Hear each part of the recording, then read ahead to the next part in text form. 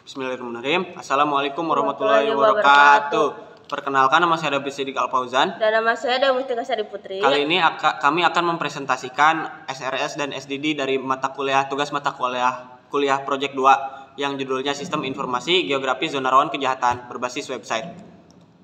Yang pertama, kita akan membahas SRS.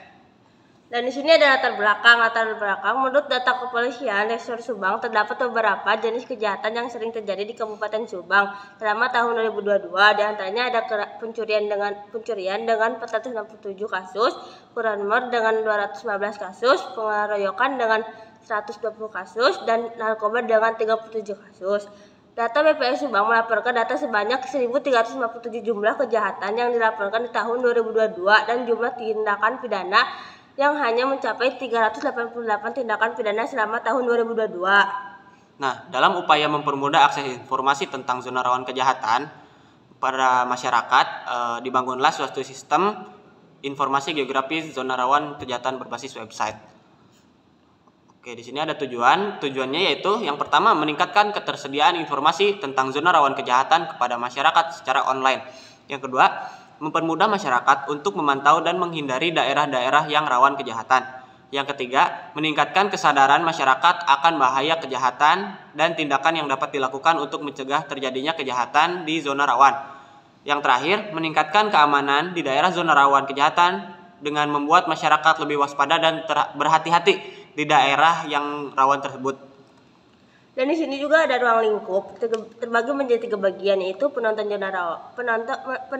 zona rawan kejahatan. Sistem informasi ini akan mengumpulkan data kejahatan dan menganalisis untuk menentukan tingkat resiko dan zona rawan kejahatan pada peta. Dan kedua, pengaduan. Sistem informasi ini bisa digunakan untuk melakukan pengaduan ketika terjadinya suatu tindakan kejahatan. Dan yang terakhir, integrasi data. Sistem informasi ini akan mengintegrasikan data geografis dan data profil pengguna untuk memberikan informasi relevan dan terkait pengguna. Oke, berikutnya ada perspektif produk. Sistem informasi geografis zona rawan kejahatan ini merupakan sebuah sistem informasi berbasis website yang dibuat untuk menyediakan informasi tentang zona-zona rawan kejahatan yang dapat diakses oleh masyarakat secara online.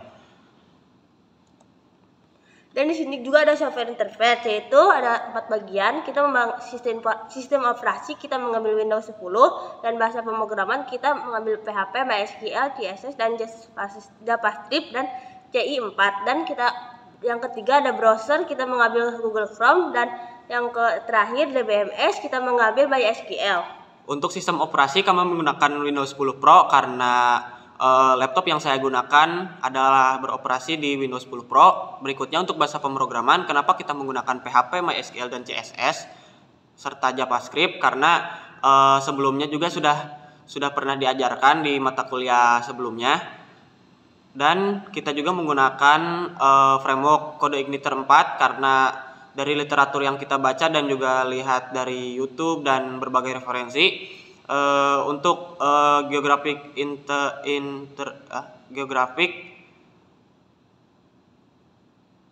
untuk GIS ini menggunakan CodeIgniter 4 biasanya. Dan yang berikutnya kita menggunakan Google Chrome karena biasanya memang Google Chrome, dan database management sistemnya kita menggunakan MySQL. Dan di sini juga ada hardware interface, ada bagi menjadi dua bagian, yaitu keyboard dan laptop.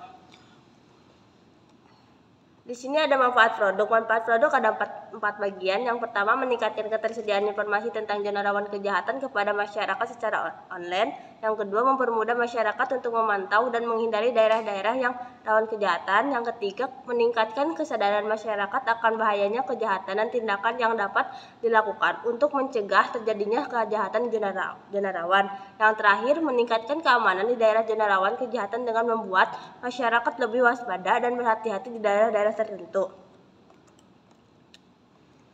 Dan di sini juga ada batasan-batasan pada sistem. Ada 3 bagian, yaitu pengguna dalam sistem website ini harus mengetahui cara bekerjanya suatu website. Yang kedua, website ini selalu tersambung dengan internet. Dan yang ketiga, website ini tidak boleh sembarangan digunakan. Dan di sini juga ada asumsi dan ketergantungan sistem. Di sini terbagi menjadi 6 bagian. Yang pertama, masyarakat tidak bisa melakukan login terhadap sistem website. Dan kedua, Polres bisa melakukan login dan mengakses segala fitur yang ada dalam website. Yang ketiga, website ini menggunakan media HP. Yang keempat, website sistem informasi geografis zona rawan kejahatan bisa melakukan login dan logout bagi admin saja. Dan yang kelima, masyarakat tidak bisa mengubah topik tentang zona rawan kejahatan. Yang terakhir, sistem menyediakan fitur maps. Dan di sini juga ada kebutuhan fungsional, yaitu ada input. Input terbagi menjadi ada kolom short, dan input pada login admin ada kolom username, kolom password. Dan di sini juga ada input pada pengaduan. Input dalam pengaduan ada kolom nama pelapor, kolom alamat, kolom nomor telepon, dan kolom deskripsi pengaduan. Dan di sini juga ada tombol submit. Terus ada proses pada halaman utama website sistem informasi geografis zona rawan kejahatan akan langsung ditampilkan sebuah maps lengkap dengan zona rawannya, dan di sebelah kirinya terdapat beberapa menu. Dan di sini juga ada output dari bagian home sebuah map yang lengkap dari zona rawan kejahatan. Dan di sini juga ada kebutuhan non fungsional. Kebutuhan non fungsional adalah batasan layanan atau fungsi yang ditawarkan sistem seperti biasa waktu, batasan, pengembangan, proses, standarisasi, dan lain-lain. Dan di sini juga ada spesifikasi kebutuhan antarmuka eksternal. Di sini ada user interface, sistem informasi geografis zona rawan kejahatan berbasis website ini digunakan oleh masyarakat dan admin. Di sini juga ada software interface. Sistem informasi geografis zona rawan kejahatan berbasis website ini dikembangkan dengan menggunakan sistem operasi Windows 10 Pro dan dibangun dengan bahasa PHP, CSS, dan JavaScript, dan dengan menggunakan SolidNet sebagai framework. Di sini juga ada hardware interface. Sistem informasi geografis zona rawan kejahatan berbasis website ini membutuhkan beberapa perangkat keras yang dibutuhkan, yaitu seperangkat komputer. Dan yang terakhir, communication interface. Communication antarmuka yang digunakan adalah menggunakan protokol jaringan HTTPS dan SSL. Oke, berikutnya kita lanjut ke software desain dokumen atau SDD. Nah, di sini ada use case diagramnya. Di sini ada dua aktor. Yang pertama itu ada admin dan masyarakat. Di mana masyarakat di sini bisa melihat zona rawan kejahatan di dalamnya ada lokasi, jam rawan, jenis kejahatan, dan antisipasi. Dan yang kedua, masyarakat bisa melihat pengaduan. Kemudian di sini ada admin. Admin itu bisa login, log out, edit zona rawan, di mana zona rawan ini ada edit lokasi, edit jam rawan, edit jenis kejahatan, dan edit antisipasi. Nah, admin ini bisa mengedit edit zona rawan ini, dan hasil editannya itu akan masuk ke halaman utama atau yang bisa diakses oleh masyarakat. Berikutnya ada pengaduan, di mana admin ini bisa melihat pengaduan dan membalas pengaduan, di mana ketika masyarakat membuat pengaduan dan mensubmit pengaduan itu akan masuk ke backend admin, dan admin bisa melihat pengaduannya dan membalas pengaduannya. Dan di sini ada aktor yang terlibat, yaitu admin dan masyarakat. Nah, untuk activity diagramnya, pertama proses login, di mana pertama-tama admin masuk ke dalam website, kemudian sistem akan menampilkan halaman home, kemudian admin mengklik bagian login admin, kemudian admin memasukkan username dan password, dan ketika username dan password itu benar, sistem akan menampilkan halaman backend, dan ketika salah, sistem akan menampilkan notifikasi bahwa username atau password itu salah. Berikutnya di sini ada logout. Logout ini digunakan ketika admin sedang berada di dalam halaman backend. Kemudian admin mengklik bagian logout admin, kemudian sistem akan mengarahkan admin langsung ke halaman utama atau ke home-nya. Berikutnya ada activity diagram zona rawan, di mana zona rawan ini bisa diakses oleh masyarakat, di mana masyarakat pertama akan masuk ke dalam website dengan memasukkan URL-nya. Kemudian masyarakat memilih menu zona rawan kejahatan, kemudian sistem akan mengarahkan masyarakat ke zona rawan kejahatannya, yang di dalamnya itu terdapat lokasi, jam rawan, jenis kejahatan, dan antisipasi. Oke, berikutnya di sini ada ERD. yang pertama ada admin dengan memiliki username dan password. Admin ini bisa mengelola zona rawan di mana zona rawan memiliki lokasi, jenis kejahatan, jam rawan, dan antisipasi. Di mana lokasi ini juga memiliki nama tempat, nama jalan atau kampung, dan nama kecamatan. Admin ini bisa mengelola zona rawan dengan kardinalitas one to many.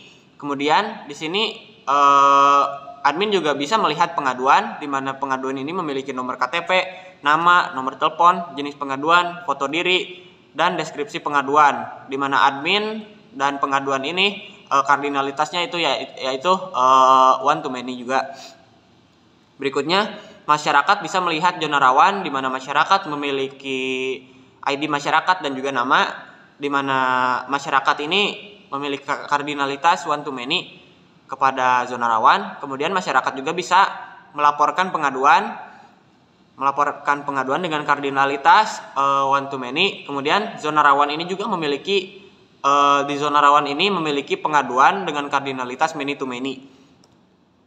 Oke, berikutnya kita masuk ke UI design di bagian home-nya. Nah, ketika kita pertama kali masuk ke dalam website, halaman home-nya akan seperti ini, di mana zona akan langsung terlihat, di mana akan langsung menampilkan sebuah map Kota Subang terutama, dan akan langsung terlihat zona-zona merahnya. Dan ketika zona merahnya ini diklik, akan muncul sebuah pemberitahuan di mana ada informasi seperti daerah rawan, jenis kejahatannya apa, terus banyak terjadi di pukul berapa saja, kemudian apa saja antisipasi kita untuk melewati ini, seperti itu. Nah, berikutnya ada UI design dari pengaduan. Ketika kita mengklik bagian pengaduan yang ada pada bar menu di bagian kiri, kita akan langsung diarahkan ke dalam pengaduan, di mana pengaduan ini kita harus menginput nama, nomor KTP, nomor telepon, jenis pengaduan, foto diri, dan deskripsi pengaduan. Oke, berikutnya ketika kita mengklik bagian kiri atas yaitu login admin, kita akan langsung diarahkan ke login admin. Kemudian setelah kita memasukkan username dan password kita akan langsung diarahkan ke halaman admin, di mana halaman admin ini bisa mengedit zona rawan. Untuk contoh yang pertama, misalkan kita baru menambahkan satu zona rawan, yaitu di daerah zona rawan hutan Kota Ranggawulung. Di sini setelah kita menambahkan ini akan langsung muncul ke dalam bentuk tabel, di mana ada nama daerah, ada jenis kejahatan, ada jam rawan, dan ada antisipasinya. Mungkin sekian yang bisa kami sampaikan, kurang lebihnya mohon dimaafkan. Wassalamualaikum warahmatullahi wabarakatuh.